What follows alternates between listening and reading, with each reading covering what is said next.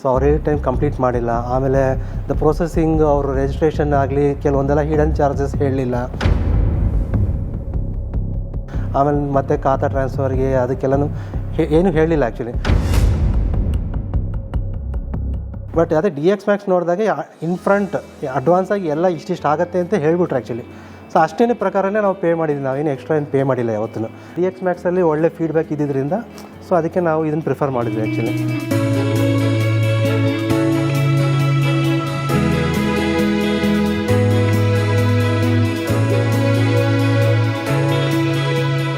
ನಮಸ್ಕಾರ, ನನ್ನ ಹೆಸರು ಶ್ರೀಕೃಷ್ಣ. ನಾನು DX Max ಸಾವರಿನಲ್ಲಿ ಫ್ಲ್ಯಾಟ್ ತೊಗೊಂಡಿದ್ದೀನಿ. DX Max ನಾನು ಇಂಟರ್ನೆಟ್ಟಲ್ಲಿ ಹುಡುಕಿದ್ದೆ ಆ್ಯಕ್ಚುಲಿ.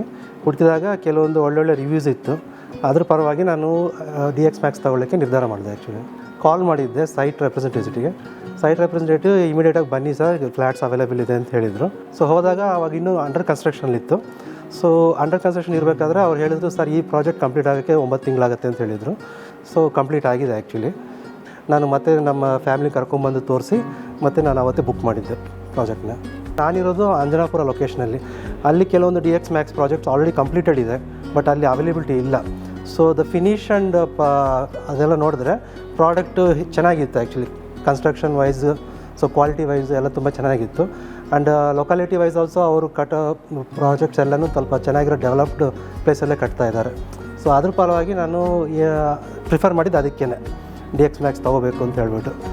ಸೊ ಇಲ್ಲ ಅಂದರೆ ಇನ್ನೊಂದೇನೆಂದರೆ reasonable rates compare to other builders compare ಮಾಡಿದ್ರೆ DX Max ತುಂಬ ಜಾಸ್ತಿನೂ ಇಲ್ಲ, ತುಂಬ ಕಡಿಮೆನೂ ಇಲ್ಲ. ಒಂದು ರೀಸನಬಲ್ ಪ್ರೈಸಲ್ಲಿದೆ ಆ್ಯಕ್ಚುಲಿ. ಅಂದರೆ ಎಲ್ಲರಿಗೂ ಎಟ್ಕೋವಂಥ ಪ್ರೈಸಲ್ಲಿ ಇದೆ ನಾನು ಹೇಳಬೇಕಂದ್ರೆ. ಯಾಕಂದರೆ ಇದಕ್ಕೆ ಮುಂಚೆ ನಾನು ಒಂದು JP ನಗರಲ್ಲಿ ಒಂದು ಸಣ್ಣ ಬಿಲ್ಡರ್ ಹತ್ರ ತೊಗೊಂಡಿದ್ದೆ. 3 ಬೆಡ್ರೂಮ್ ಫ್ಲ್ಯಾಟ್ ತೊಗೊಂಡಿದ್ದೆ ಆ್ಯಕ್ಚುಲಿ, ಕೊತ್ನೂರು ಲೇಕ್ ಹತ್ರ. ಸೊ ಅವರು ಹೇಳಿದ ಟೈಮ್ಗೆ ಕಂಪ್ಲೀಟ್ ಮಾಡಲಿಲ್ಲ. ಆಲ್ಮೋಸ್ಟ್ 1 ವರ್ಷ ಎಕ್ಸ್ಟ್ರಾ ತೊಗೊಂಡ್ರು ಆ್ಯಕ್ಚುಲಿ. ಸೊ ಅವ್ರು ಹೇಳಿದ ಟೈಮ್ ಕಂಪ್ಲೀಟ್ ಮಾಡಿಲ್ಲ. ಆಮೇಲೆ ದ ಪ್ರೊಸೆಸಿಂಗ್ ಅವರು ರಿಜಿಸ್ಟ್ರೇಷನ್ ಆಗಲಿ ಕೆಲವೊಂದೆಲ್ಲ ಹಿಡನ್ ಚಾರ್ಜಸ್ ಹೇಳಲಿಲ್ಲ. ಆಮೇಲೆ ಮತ್ತೆ ಖಾತಾ ಟ್ರಾನ್ಸ್ಫರ್ಗೆ ಅದಕ್ಕೆಲ್ಲನೂ ಏನೂ ಹೇಳಲಿಲ್ಲ ಆ್ಯಕ್ಚುಲಿ. ಬಟ್ ಅದೇ DX Max ನೋಡಿದಾಗ ಇನ್ ಫ್ರಂಟ್ ಅಡ್ವಾನ್ಸಾಗಿ ಎಲ್ಲ ಇಷ್ಟಿಷ್ಟು ಆಗುತ್ತೆ ಅಂತ ಹೇಳ್ಬಿಟ್ರು ಆ್ಯಕ್ಚುಲಿ. ಸೊ ಅಷ್ಟೇನೇ ಪ್ರಕಾರನೇ ನಾವು ಪೇ ಮಾಡಿದ್ವಿ, ನಾವೇನು ಎಕ್ಸ್ಟ್ರಾ ಏನು ಪೇ ಮಾಡಿಲ್ಲ ಯಾವತ್ತೂ DX Maxಗೆ. ಸೊ ಅದು ಈ ಥರ ನನಗೆ ಸ್ಟಾರ್ಟ್ ಆಗಿದ್ದು. ನಾವು ಬೇರೆ ಎಲ್ಲ ನೋಡ್ಕೊಂಬಂದು ಇದರ DX Maxಲ್ಲಿ ಒಳ್ಳೆ ಫೀಡ್ಬ್ಯಾಕ್ ಇದ್ದಿದ್ದರಿಂದ ಸೊ ಅದಕ್ಕೆ ನಾವು ಇದನ್ನು ಪ್ರಿಫರ್ ಮಾಡಿದ್ವಿ ಆ್ಯಕ್ಚುಲಿ. ಸತೀಶ್ ಅವ್ರ ಇಂಟೆನ್ಷನ್ನು it is very good actually. So affordable ಪ್ರೈಸಲ್ಲಿ ಎಲ್ಲರಿಗೂ ಸಿಕ್ಕಿದ್ರೆ ಎಲ್ಲರೂ ಒಂದು ಸ್ವಂತ ಮನೆ ಇರ್ತಾರೆ ಅಂದ್ಬಿಟ್ಟು ಅವರ ಒಂದು ಇಂಟೆನ್ಷನ್ ಇದೆಯಲ್ಲ, ಅದು ತುಂಬ ಒಳ್ಳೆಯದೇ, ತುಂಬ ಒಳ್ಳೆಯದು ಆ್ಯಕ್ಚುಲಿ. ಸೊ ಏನಾಗುತ್ತೆ ಅಂದರೆ ತುಂಬ ಜನ ಈಗ ಲೋನ್ ಮಾಡಿ ತಗೋತಾರಲ್ಲ, ಅವ್ರಿಗೆ ನೀವು ಬೇರೆ ಬಿಲ್ಡರ್ಸ್ ಹೋದರೆ ಆಲ್ಮೋಸ್ಟ್ ಬಜೆಟ್ ಜಾಸ್ತಿ ಆಗಿಬಿಡುತ್ತೆ, ಲೋನ್ ಸಿಗೋಲ್ಲ, ಮತ್ತು ವಾಪಸ್ ಬರ್ತಾರೆ ಅವರು. ಇದಕ್ಕೆ ಇಷ್ಟೊಂದು ಡೌನ್ ಪೇಮೆಂಟ್ ಆಗುತ್ತಲ್ವ, ಇವಾಗ ಲೋನ್ ಇಷ್ಟೇ ಆಗುತ್ತೆ. ಅವ್ರ ಎಲಿಜಿಬಿಲಿಟಿ ಏನೋ ಇರುತ್ತೆ, ಒಂದು 50 ಲಕ್ಷನೇ ಇರುತ್ತೆ ಎಲಿಜಿಬಿಲಿಟಿ.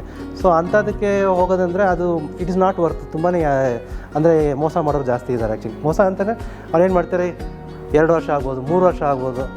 ಎಲ್ಲ ಈಗ ಅಂಡರ್ ಕನ್ಸ್ಟ್ರಕ್ಷನ್ ಪ್ರಾಜೆಕ್ಟ್ಸ್ ಎಲ್ಲ ಇದೇ ಥರ ಆಗ್ತಾ ಇರೋದು. ಬೇರೆ ಸಣ್ಣ ಬಿಲ್ಡರ್ಸ್ ಹತ್ರ ಅಂದರೆ ಕೆಲವೊಂದು 3 ವರ್ಷನೂ ಮಾಡಿದ್ದಾರೆ, 3 ವರ್ಷ 4 ವರ್ಷ.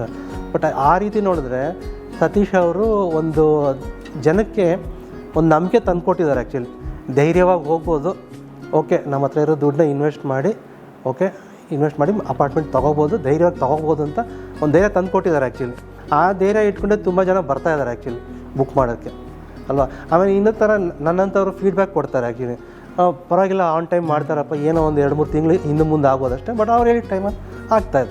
ಇನ್ನೊಂದು ಅವ್ರ ಬಗ್ಗೆ ಹೇಳಬೇಕು ಅಂದರೆ, ಅವರು ರೀಸೆಂಟಾಗಿ ಸಾವರಿನ್ ಪ್ರಾಜೆಕ್ಟ್ಗೆ ಯಾವುದೋ ಒಂದು ಗೃಹಪ್ರವೇಶಕ್ಕೆ ವಿಸಿಟ್ ಮಾಡಿದ್ರಂತೆ. ಸೊ ಮಾಡಿದಾಗ ರೆಸಿಡೆಂಟ್ಸ್ ಎಲ್ಲನೂ it's on going project, lot of disturbance ಇರುತ್ತೆ. ಸೊ ವಾಟರ್ ಕಟ್ ಆಗೋದು, ಪವರ್ ಕಟ್ ಆಗೋದು, ಅದೆಲ್ಲ ಪ್ರಾಬ್ಲಮ್ಸ್ ಎಲ್ಲ ಇರುತ್ತೆ. ಸೊ ಅದೆಲ್ಲ ಅವರು ಬಂದು ಡಿಸ್ಕಸ್ ಮಾಡಿದ್ದಾರೆ ರೆಸಿಡೆಂಟ್ಸ್ ಎಲ್ಲ. ಅವರು ಸತೀಶ್ ಅವರು ಅಂದರೆ ನಾನು ಇದುವರೆಗೂ ಫಸ್ಟ್ ಟೈಮ್ ನೋಡಿರೋದು, ಯಾವುದೋ ಒಬ್ಬ CEO ಬಂದುಬಿಟ್ಟು ಡೈರೆಕ್ಟಾಗಿ ಕಸ್ಟಮರ್ಸ್ ಹತ್ರ ಮಾತಾಡಿರೋದು. ಕೆಲಸ ನಡೀತಿರ್ಬೇಕಾದ್ರೆ ಹೋದರೆ ತುಂಬಾ ಪ್ರಾಬ್ಲಮ್ಸ್ ಇರುತ್ತೆ. ಅವ್ರನ್ನ ಬಿಡಬಾರ್ದು, ಇವ್ರನ್ನ ಬಿಡಬಾರ್ದು ಅಂತ ಹೇಳ್ಬಿಟ್ಟು ಯಾವುದೋ ಒಂದು ಅಪಾರ್ಟ್ಮೆಂಟ್ಗೆ ನೀರು ಕನೆಕ್ಷನ್ ಕೊಡ್ತಾ ಇರ್ತಾರೆ, ಚೆಕ್ ಮಾಡಬೇಕಂದ್ರೆ ಮೇಲ್ಗಡೆ ಆಫ್ ಮಾಡ್ತಾರೆ, ಇನ್ನೊಬ್ರಿಗೆ ತೊಂದರೆ ಆಗುತ್ತೆ. ಸೊ ಈ ಥರ ತುಂಬಾ ಪ್ರಾಬ್ಲಮ್ಸ್ ಇರುತ್ತೆ.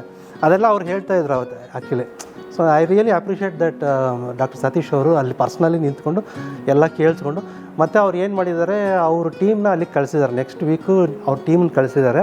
ಸೊ ಏನೇನಿದೆ ಅಂತೆಲ್ಲ each and every flat details ತೊಗೊಂಡು ಅದೆಲ್ಲ ನೀವು ಹೈ ಪ್ರಯಾರಿಟಿಯಲ್ಲಿ ಮುಗಿಸ್ಕೊಡಿ ಅಂತ ಹೇಳಿದ್ದಾರೆ. ಸೊ ಈ ಥರ ಬೇರೆ ಬಿಲ್ಡರ್ಸ್ ಹತ್ರ ನಿಮ್ಗೆ ಸಿಗೋಲ್ಲ. ನಾನು ಹೇಳೋದಂದ್ರೆ, ಈಗ ನಾನು ಈ third builder, I am dealing with third builders. So really you won't get that kind of feedback. ಅಂದರೆ ಕಮ್ಯುನಿಕೇಷನೇ ಇರೋಲ್ಲ ಫಸ್ಟ್ ಆಫ್ ಆಲ್. ಏನಿದ್ರು ಸ್ಟಾಫ್ ಜೊತೆನೇ ಮಾತಾಡಬೇಕಾಗತ್ತೆ.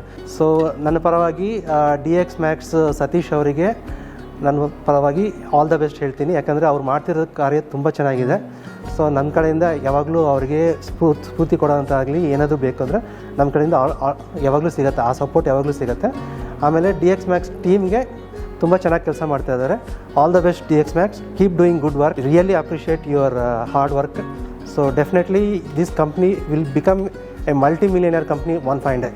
So that is my wish. Okay, thank you.